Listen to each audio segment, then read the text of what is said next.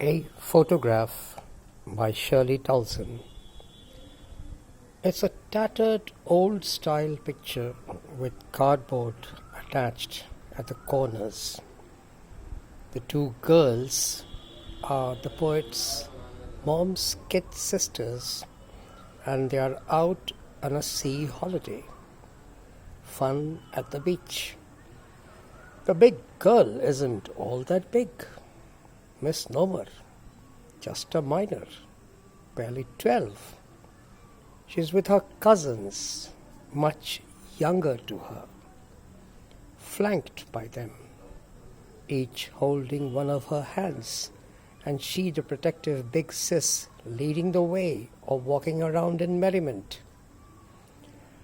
A stranger or somebody known to them, unclear from the lines, makes them stand like a statue and say cheese, click, click, click.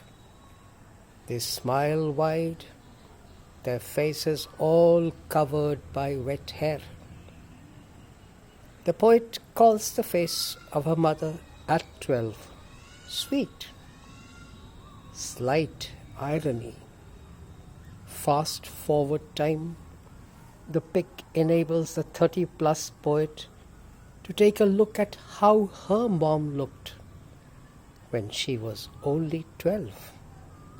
Yes, people, humans, undergo changes brought about by the all-powerful time. They are transient, subject to change. But, some things remain the same, immutable, unchanged. The sea, the hills, the mountains, natural phenomena. The sea washed their terribly transient feet, alliteration and synecdoche. The feet apart, representing the whole, the body. In other words, we come and go, nature stays put. Fast forward again. Now, the poet is a teenager. She remembers how her mom would be amused and entertained whenever she looked at the photograph.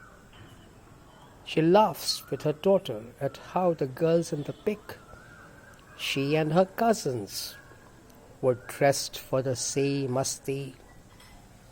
The sea holiday represents her childhood, and her laughter, still ringing in the poet's ears, makes the poet reminisce about her past. First her refers to mom, and the second her to the poet. Both the sets of emotions are laced with a sense of loss that is difficult to come to terms with. Time has dragged heavily, and yet it has passed unnoticed. Labored ease, juxtaposition of ideas pulling in different directions, and therefore oxymoron. Third stanza. The mother's been dead nearly as many years as that girl lived. What a way to put it. That girl is none other than her mom herself. Finally, she says about this circumstance, the passing away of her mom and the poignant memories, there is not much to dwell upon. Again, what an irony, what an understatement. She has composed one whole poem based on the circumstance, and then she says she has nothing to say about it.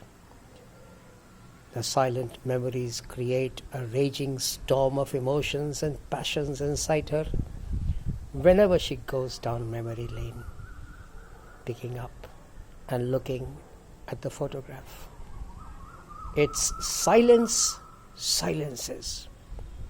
Beautiful, poetic license and a beautiful beautiful way to put it, that the loss of her mother is too much to bear.